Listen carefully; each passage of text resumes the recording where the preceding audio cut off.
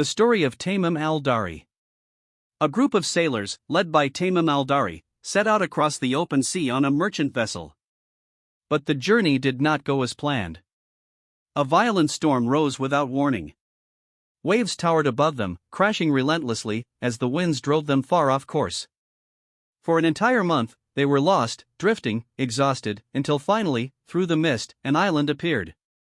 They stepped onto the strange island, uncertain of what they would find. But they were not alone. Before them stood a creature unlike anything they had ever seen. Its body covered in thick hair, its form impossible to understand. Terrified, they questioned it. And it replied, in a human voice, "I am Al Jassasa, the one who gathers information." Then it directed them toward a monastery, where something, or someone, was waiting. Fear gripped their hearts as they approached the building. Unsure whether they faced something human, or something far worse. They pushed open the doors and stepped into darkness. Inside, they found a man. A man of enormous size, bound in heavy iron chains. His hands fixed to his neck, his legs restrained in iron. Yet despite his condition, he did not appear weak. The man began to speak. His voice was calm, controlled, and commanding. He did not ask who they were. He did not ask where they came from. Instead, he asked about the world beyond the island. About lands, signs, and events. As though he had been waiting for answers.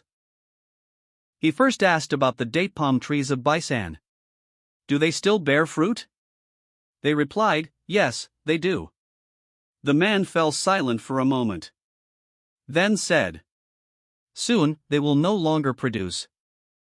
He then asked about the Great Lake. Tiberias. Is there still water in it? They answered, it is full. But he shook his head. And soon, it will dry up. His words carried a weight that unsettled them deeply. Next, he asked about the spring of Zugar. Does it still flow? Do people still use its water for farming?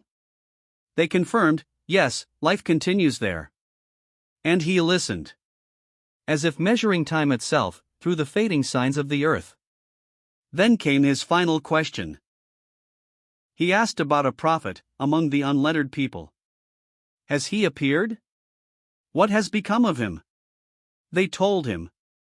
He had emerged, migrated, and his people had begun to follow him. The man responded.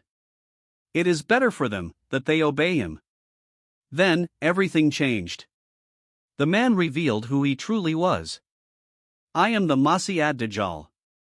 The false Messiah. He declared that his time was near. That he would soon be released. And that he would travel the earth, leaving no place untouched. Except two cities. Mecca and Medina.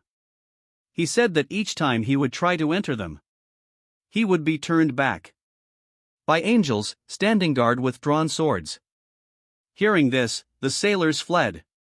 Returning to their ship, desperate to escape the island.